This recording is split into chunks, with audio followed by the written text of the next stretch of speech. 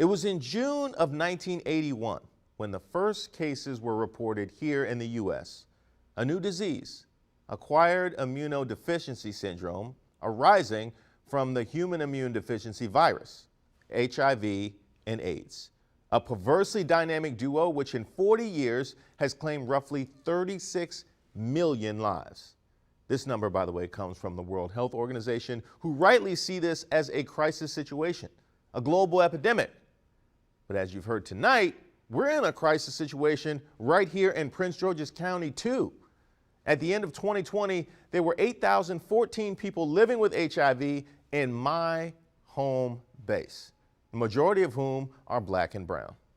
And that's just counting the diagnosed, so we know that there are in fact more then and now, because as we also know, there's no cure, which means that number keeps growing. So the question is, how do we control it? How do we slow that number's growth? Because we can't stop it, not without a cure, but we can damn sure slow it. And I know the numbers look staggering, but they're surmountable. We simply have to start treating this virus the way we do any other, or rather keep treating this virus the way we do any other. HIV has existed in this country almost my whole life and many of yours.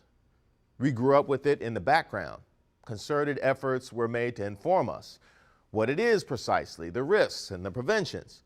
Whole campaigns were built around education in the media, in schools, sometimes even in church. We've been educated on it. The myths were laid out and dispelled, and still, too many of us believe it's their disease.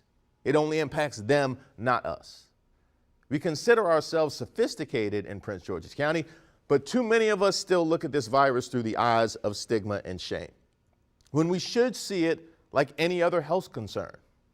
And how do we do this? Testing and education. Testing should be a normal part of our lives, even us married folks. Yes, you too, just another part of the yearly physical. Next, conversation. We have to get comfortable with discussing it. That sense of taboo you feel, that's in your head.